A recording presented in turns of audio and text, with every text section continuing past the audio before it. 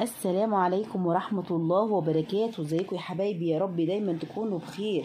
بسم الله ما شاء الله، كل سنة وانتم طيبين في شهر رمضان الكريم. ربنا يا رب يعيدوا علينا دايما كده بالخير واليمن والبركات. ربنا يتقبل منكم سائر الأعمال والعبادات. ربنا يبارك فيكم. أنا بحبكم في الله، فقلت أعمل لكم مع بعض البيتيفور الجميل الدايب الحلو اللي أنا دايما بعمله في القناة، واللي دايما بعمله لأهل بيتي وحبايبي وأصحابي وبيشكروا فيه. وزي ما انتم شايفين بسم الله ما شاء الله، كيلو و300 جرام عملوا كمية بسم الله ما شاء الله. بكيلو زبدة بس يا جماعة وكيلو و300 جرام دقيق. هنعمل مع بعض بسم الله ما شاء الله كمية حلوة محترمة، وهنشكلها زي ما انتم شايفين بالقمع بطريقة سهلة جدا، ولا محتاجة مكنة بيتيفور ولا أي حاجة. ولو انت عايزة برضو تعمليها بمكنة بيتيفور هقولك تعملي العجينة ازاي. بسم الله ما شاء الله. طبعا سيحنا الشوكولاته بطريقه سهله جميله وشكلنا زي ما انتم شايفين كده.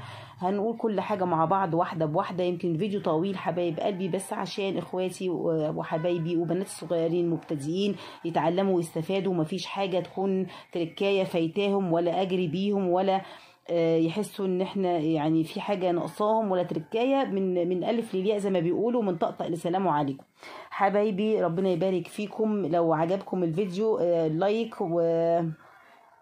والاشتراك يا جماعه للي ما اشتركش في القناه قبل كده واول مره يشوفها. انا بحبكم في الله، ونقول مع بعض كده باذن الله حبايب قلبي المقادير.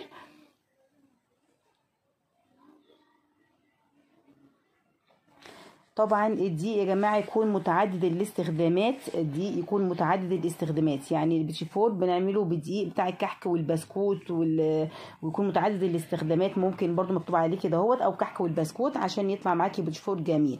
وفي تركايه كمان، في ناس بتحط بيكنج باودر، انا ما بحطش. يعني وانت حابه تحطي براحتك، بس هو البيض هنا عندنا ماده رافعه فمش محتاجه بيكنج باودر. والبيكنج باودر يعني اثبتت التجارب ان هو بيخليها البيتيفوريه بتفرش او بتسيح، فاحنا طبعا مش عايزين كده. لكن لو انت حابه تحطي دي حاجه ترجع لك، بتحطي ايه حاجه صغيره كده، معلقه صغيره كده بيكنج باودر.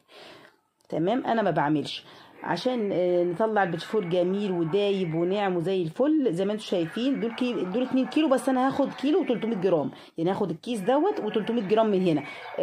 مكتوب صالح لجميع الاغراض. انت ممكن تجيبي بتاع الكحك والبسكوت اللي موجود عندك، فده اللي كان موجود عندي القوصر. مش ما تربطيش نفسك باسم شركه معينه. دول 300 جرام سكر باودر، 300 جرام سكر باودر طحنينه كويس جدا ونخلينه كويس. وده كيلو زبده فيرن. طبعا البيتيفور ما ينفعش غير بزبده، يعني مش زي الغريبه والكحك والبسكوت سمنه، لا الزبده يا جماعه اي نوع انت تحبيه، بس انا بستخدم الفيرن. بصوا دول 6 بيضات، هاخد 4 كاملين والاثنين هاخد صفار البيضه بس، صفار البيض بس. تمام. ندخل الدقيق ونوزن منهم كيلو و300 جرام، ونجهز بقى كيلو الزبده الفيرن زي ما انتم شايفين كده. طلعت كيلو الزبده من التلاجة، كان جامد. طلعته لمده ساعتين كده، ما تبقاش جامده قوي ولا دايبه قوي وسايحه قوي، ما تبقاش محجره، يعني بدرجه حراره المطبخ كده. طلعتها من التلاجة قعدت ساعتين وقطعتها مكعبات زي ما انتم شايفين كده اهو. ما تبقاش محجره، يبقى ده قوامها، ولا دايبه دوب ولا جامده قوي، عشان كمان وانت بتشتغلي بالعجان ولا تشتغلي مثلا بالمضرب الكهربائي ما يتكسرش معاكي. باي نوع زبده انت بتحبيه، مش شرط فيرن، بس انا مجرباها وعجباني.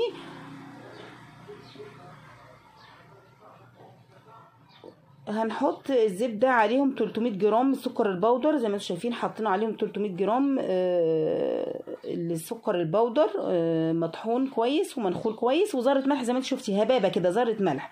ونعجنهم مع بعض حبايب قلبي لغايه كده ما تبقى اللون كده ايه يفتح. طبعا ما يبقاش لون السمنه الطبيعي اللي شايفاه ده، يبقى يعني تبقى هشه كده وتعمل فوم كده. وهتشوفي حبايب قلبي الزبده والسكر وذره الملح لما يبقى لونها كريمي كده وهش. تمام.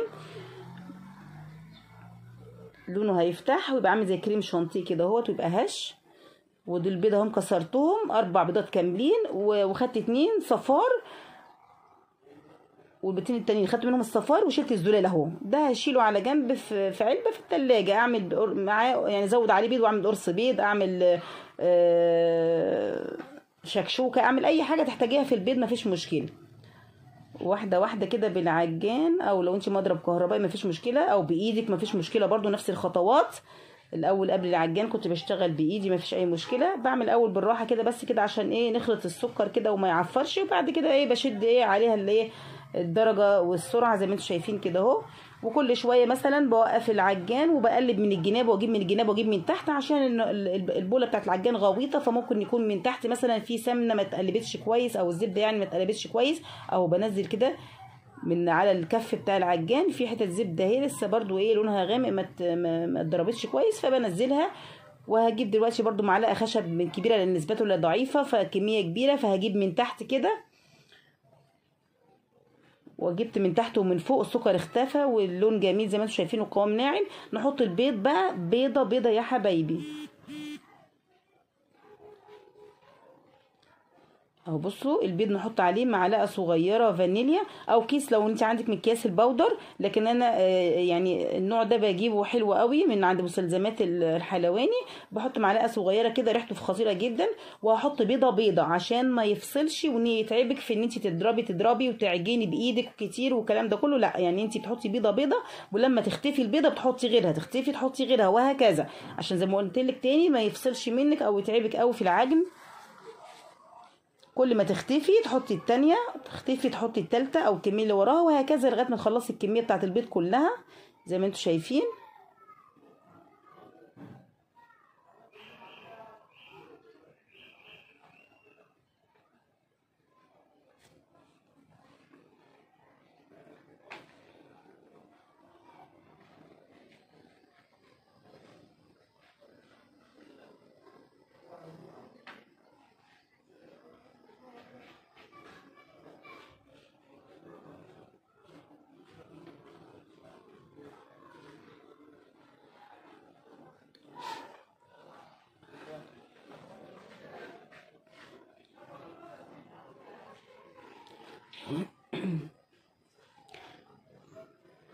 يبقى اول ما تختفي البيضه نحط التانية والتالتة والرابعه وهكذا لغايه ما خلصنا المقدار كله. بسم الله ما شاء الله زي ما انتم شايفين، الله اكبر.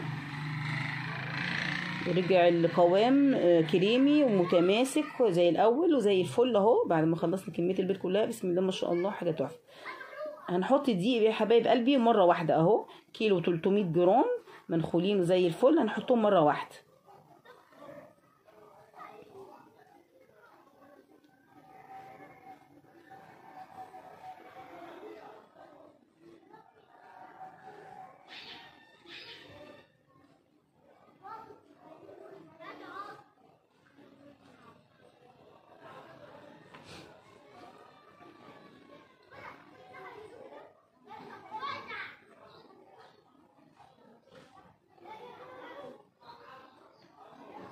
طبعا حبايب قلبي هنشتغل بالراحه كده عشان ما نعفرش الدقيق. وبعد كده احنا عايزين نلمها بس يعني فاهميني، يعني عجينه البيتشفور زي البسكوت مش عايزه عجن كتير عشان العجن كتير بينشف ايه البيتشفورايه او بينشف البسكوت. انا بس عايزه الدقيق يشرب الخليط ويختفي الدقيق جوه الخليط بس، يعني انا بس عايزه الم العجينه بالراحه كده لغايه ما احس ان العجينه الدقيق كله اختفى في الخليط ويبقى هو كده تمام. لان كتر العجن بينشف البيتشفورايه زي ما بينشف البسكوت، فاحنا دايما في البسكوت والبيتشفور بنلم الدنيا يعني اللي هو يتغلف الدقيق بالخليط ويشرب من بعضه، مش عايزه عجين. تمام اهو. بسم الله ما شاء الله، بصوا الخليط اهو اتغلف بالدقيق والدقيق اتغلف بالخليط. وهجيب من تحت لفوق كده اهوت عشان نتاكد اهو. بصوا بتبقى طريه وما بتلزقش، يعني العجينه تبقى طريه وما بتلزقش، يبقى كده وصلنا للايه للطريقه الصح. هنحطها بقى في قمع حبايب قلبي. انا جايبه قمع كبير، قمع اللي هو البيتشفور اللي بنعمل بيه التورت برضو والوردات. يبقى زي ما قلت لكم كده بنقلبه من تحت كويس عشان البذره ضعيفه. والمعلقه الخشب هتجيب من العمق بتاع البوله او العجان، يعني بوله العجان نقلبها كويس جدا كده ونتاكد ان هو ايه كل حاجه دخلت جوه بعضها. بصوا الكيس اهو بقى كبير ازاي. ده بشتغل بيه كريم شانتيه عادي، بستخدمه للبلح الشام عادي، سهل التنظيف. ودلوقتي حاليا هو كان ب6 جنيه، دلوقتي حاليا ب10 جنيه. ده القمع بتاع البيتشفور، وهنقطع حته كده على قد القمع ونظبط. ما احطش كتير قوي يعني عشان ما اضغطش واتعب وانا برص يعني في الصواني، زي ما انت شايفه صواني خالص مش مدهونه ولا اي حاجه، ان هي فيها نفس زبده محترمه يعني. وزي ما انت بتشوفي كده بتضغطي ضغطه خفيفه كده اهوت، حته صغيره كده بنجيبها من فوق ونفرغ منها الهواء ونعمل بيها الايه وردات كده. ما تحاوليش تكبري بين الورده والورده، ان شاء الله ان شاء الله المقادير دي مش تلزق معاكي ولا تنفش ولا الكلام ده كله. بنسيب مسافه صغيره بس احتياطي كده صغيره بين الواحده والثانيه، بين البشفوريه والثانيه يعني. ورصي بقى في الصواني بتاعتك، لو انت عندك سيجون ألمونيا، صواني ألمونيا اللي انت موجوده عندك. طبعا مفيش، انا بحب الالومنيا صراحه يا جماعه في التسويه وفي الفرنه وكده وفي الكيكه والحاجات دي كلها، بحب الالومنيا، بحس ان تسويتها حلوه وصح وجميله. ما بتحرقش ما بتلسعش زي في سيجون كده مش الومنيا. ما تسيبيش فراغات كبيره زي ما قلنا، لان باذن الله المقادير مظبوطه ومش تنفش. واعملي البرادات بقى زي ما ايه ربنا يقدرك كده، وزي ما انت شايفه بالطريقه دي سهله وجميله. الماعه دي برضو وكيس الحلواني دوت كله موجود عند محلات الحلواني، والزبده ومستلزمات كل حاجه والدقيق وزي ما انتوا عايزين. السنه اللي فاتت عملت معاكم بتشيفور وزوقته بالفرماسي وبالشوكولاته البيضاء والشوكولاته الغامقه والفرماسي والسوداني والمكسرات وجوز الهند، وعملنا معاكم اشكال جميله قوي. طب لو انت مش عايزاه تعملي بالفانيليا كده او اللون الابيض ده يعني، وعايزه تعمليه بالشوكولاته، هتعملي ايه؟ نفس المقادير حبايب قلبي، بس هنشيل ربع كوبايه دقيق او نص كوبايه دقيق، ونحط مكانها نص كوبايه كاكاو خام. يعني اللي احنا عايزينه بالشوكولاته هنشيل من المقادير دي نص كوبايه كاكاو، نحط نص كوبايه كاكاو خام بدل نص كيلو دقيق. يعني نشيل من الكيلو 300 نص كوبايه دقيق، ونحط مكانها نص كوبايه كاكاو. تمام، ده لو حابين نعمله بالشوكولاته.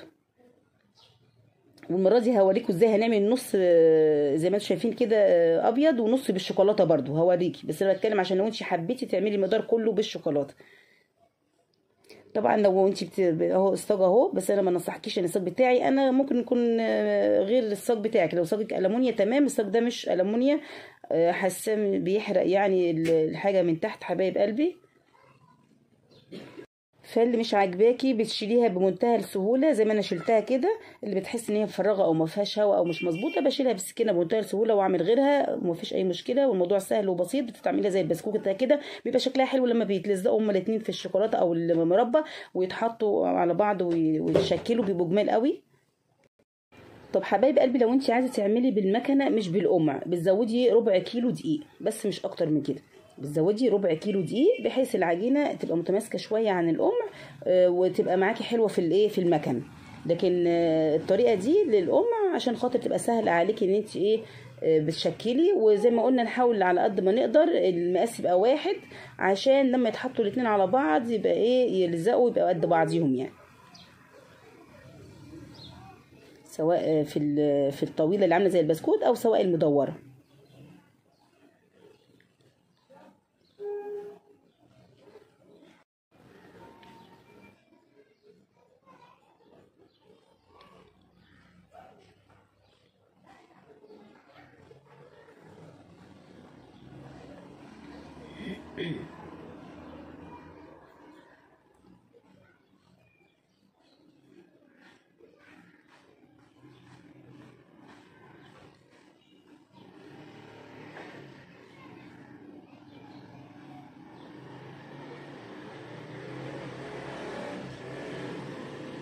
على درجة حرارة 180 حبايب قلبي، الرف الوسط على درجة حرارة 180 زي ما انا بعمل.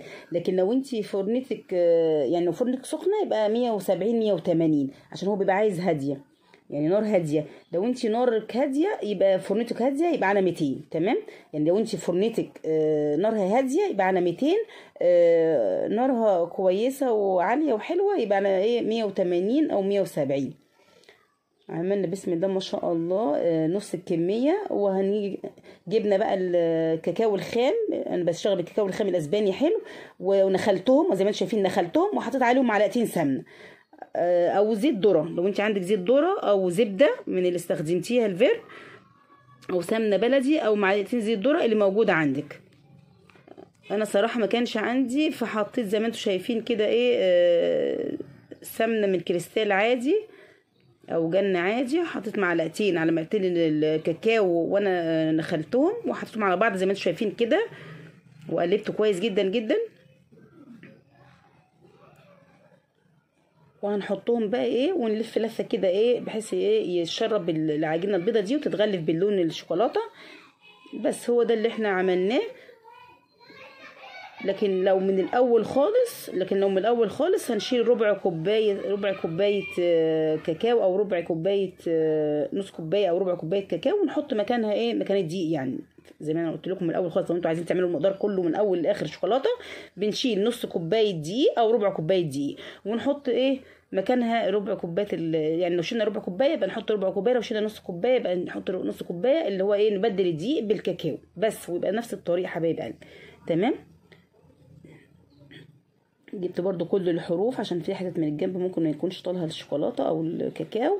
قلبناها كويس ونحطها برضو في القمع ونشكلها. بصوا بعد ما طلعته من الفرن، الله اكبر، بسم الله ما شاء الله.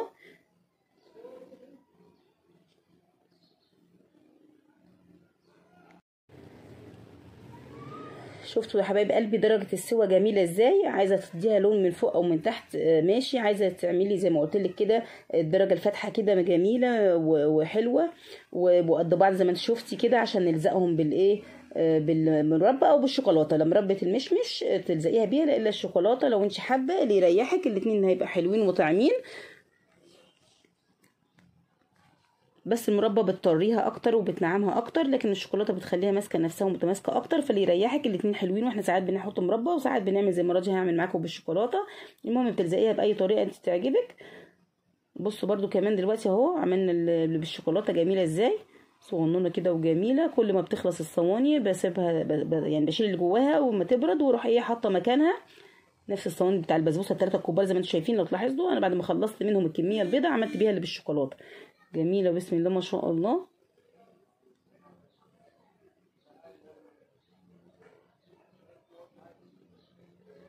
هطلع معاكي كميه محترمه، مفيش انضف من حاجه اللي تعمليها في بيتك ضمن مكوناتها وضمن نظافه بيتك، وتعمليها بحب لاولادك، تطلع بسم الله ما شاء الله. الحاجه لما تتعمل بحب تطلع جميله جدا. والف هنا وشفا على اللي هياكل واللي هيدوق واللي هيتفرج واللي هيعمل. ربنا يبارك فيكم، وتعملوا الحلو كله لاولادكم ولحبايبكم ولاسركم ولعائلاتكم. انا بحب اعمله عشان خاطر اولادي في المقام الاول، وبعدين حبايبي اللي بيجوا يعيدوا عليا بيعجبهم الحاجه بتاعتي وتسلم ايديكي. فدي كلها حاجه بالدنيا، يعني لما انت تعملي حاجه كده تبقي فخوره بنفسك وتطلعي الحاجه جميله ما شاء الله. وزي ما جارتي دايما تقول لي اللي فيه عقل وراس يعمل عمايل الناس. فالموضوع سهل جدا وبسيط جدا، وما تكلفيش نفسك وتروحي تجيبي من بره كميه هتبقى صغيره وغاليه جدا، ولا العيال هتاكل ولا هتشبع ولا الضيوف هيلاقوا حاجه، وفي الاخر الحاجه غاليه. لكن ما تعملي انت كميه حلوه ومحترمه ونظيفه وترحبي بحبايبك وضيوفك واولادك وفرحيهم.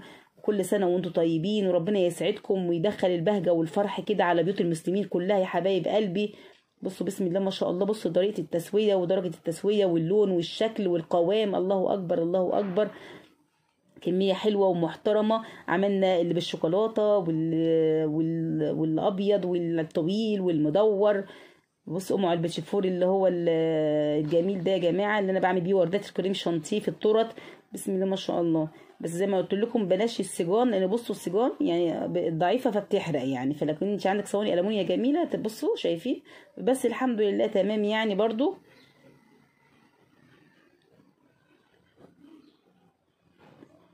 لو عندك سيجان بقى مضطريه تعملي فيها، تحطي بقى ايه يعني على الصاج صينيه كده فيها ميه، عشان خاطر ايه ما تحرقش الصاج، يعني ما يحرقش الحاجه اللي جواها حبايب قلبي. بصوا جميله ازاي، مقرمشه من بره وطريه من جوه وناعمه ودايبه، والله اكبر. بصوا كل ما بتقعد بتحلو.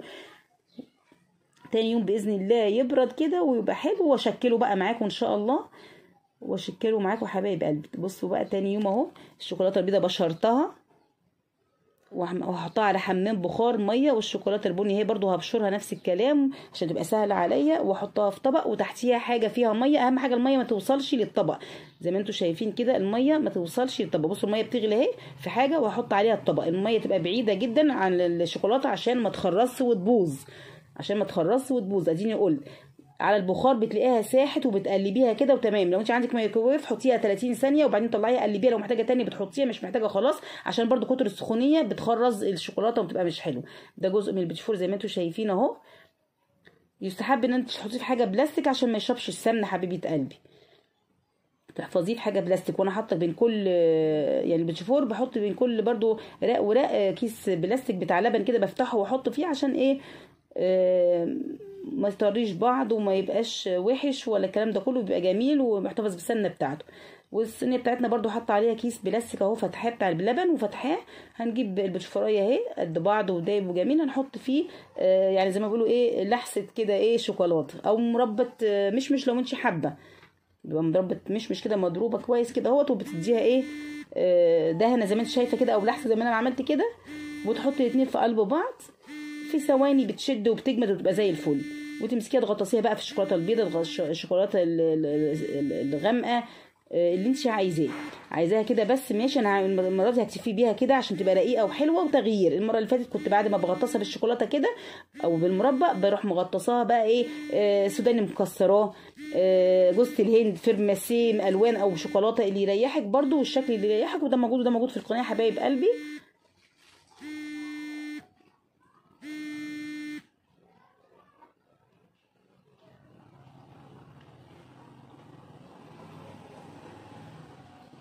الشوكولاته بنسيحها بس ما بنحطش عليها اي حاجه خالص، الا بعد ما بنسيحها ونخلصها ونقلبها كده ممكن نحط عليها معلقه زيت ذره ولا حاجه، طبعا اي زيت نظيف عشان ما يبقاش فيه ريحه، لان دي حلويات وحاجات كده ما ينفعش زيت تومين يعني. فممكن تحطي معلقه كده بس عشان تدي لمعه، لو انت حابه، مش حابه خلاص.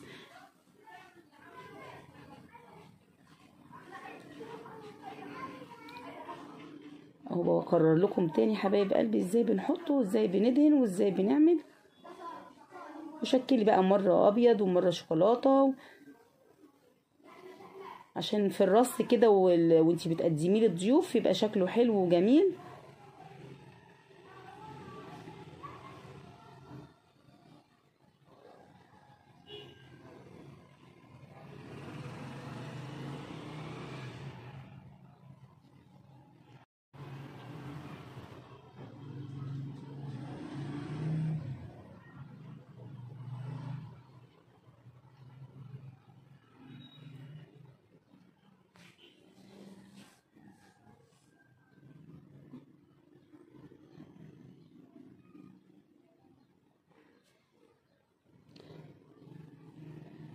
اهم الكميه كلها بنفس المنظر كده يا حبايب قلبي وارجع لكم.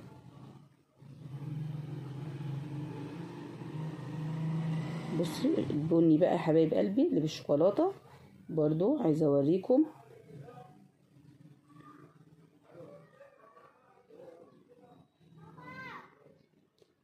شايفين؟ ولا اطعم ولا اشيك ولا احلى ولا ارق من كده. بتجيبوا الحاجات دي من المحل الحلواني والمحلات بمبلغ وقدره، وحاجه انت مش ضامنه نظافتها، لكن اعملي في بيتك بايدك. تسلم ايديكم، ربنا يحسن ما بين ايديكم. لو وصلت لغايه هنا يا حبايب قلبي ما تنسيش تصلي على النبي، اللهم صل وسلم وبارك على سيدنا محمد عليه افضل الصلاه والسلام.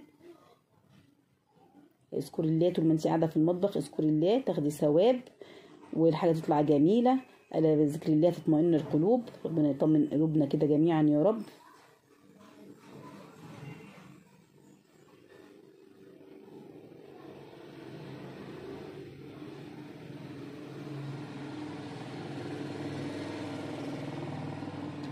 ايه رايكم؟ اول ما بتشد معاكي، عملت في صواني كتير زي كده اهوت، واول ما بتشد معاكي على طول يعني الشوكولاته بتشد على طول، انت مش ضايفه عليها اي حاجه ولا لبن ولا حاجه، لان احنا ما بنضيفش عليها لبن. زي ايه بنضيف عليها لبن؟ لما نكون هنشكل بيها تورتايه، هنكسي بيها تورتايه من على الوش نحط نسبه لبن كده معينه، لكن دي مش حاطين فيها اي حاجه فبتشد على طول. ونرصها بعد كده في حاجه بلاستيك فوق بعضها، وكل طبقه زي ما قلت لكم بتحطوا كيس بلاستيك عليها وهكذا، عشان برده ما يلزقش فيها ولا اي حاجه، وتشيليها لغايه التقديم او لغايه ما تاكلي فيها جميله. بصوا الشوكولاته بقى يا جماعه، عملنا له حمام برضو بسم الله ما شاء الله، حمام بخار بنفس الطريقه. حطي كميه كده صغننه كده مناسبه كده اهو، عشان خاطر ايه تلزقي الاتنين في بعض زي ما انت شايفه كده. وغطسيها بقى في الشوكولاته البيضاء، في الشوكولاته الغامقه، انت براحتك. التشكيل ده على حسب ذوقك وعلى حسب الطعم اللي انت بتحبيه، شوكولاته بيضاء او شوكولاته غامقه. ده في ناس بتحب ده وفي ناس بتحب ده. التشكيل ده يرجع لك انت، كنت تسيبيها ساده او تحطي لها شوكولاته فرماسيه او جوز الهند او مكسرات او سوداني مجروش، وتروح مغطسيها فيه برضو بعد ما تحط الشوكولاته او المربى براحتك خالص.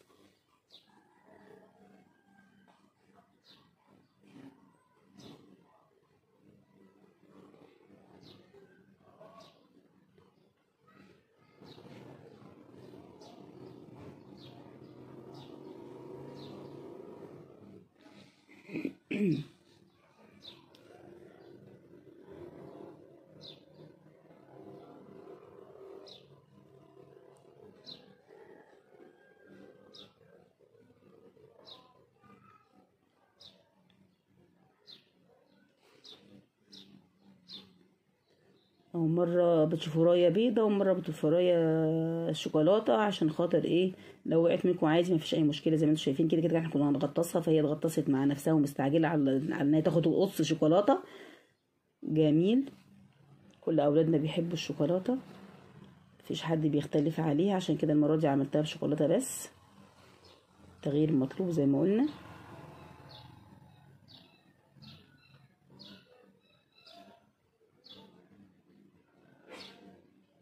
شايفين، مرة تغطسيها في الشوكولاتة البيضاء ومرة تغطسيها في الشوكولاتة الغامقة، عشان يديكي في الاخر في التقديم تشكيلة حلوة وطعم احلى. بسم الله ما شاء الله، تعكس الالوان زي ما انت حابة. الله اكبر الله اكبر. بصوا بقى،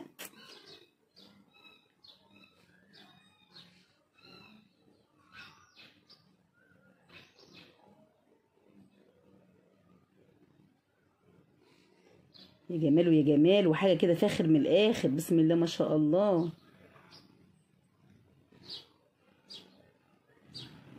بص عملت معانا كمية الله اكبر قد ايه.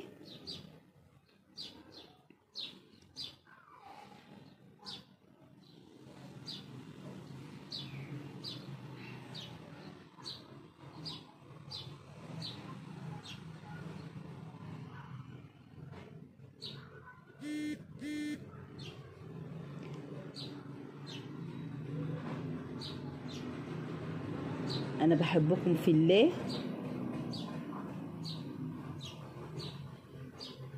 والسلام عليكم ورحمة الله وبركاته.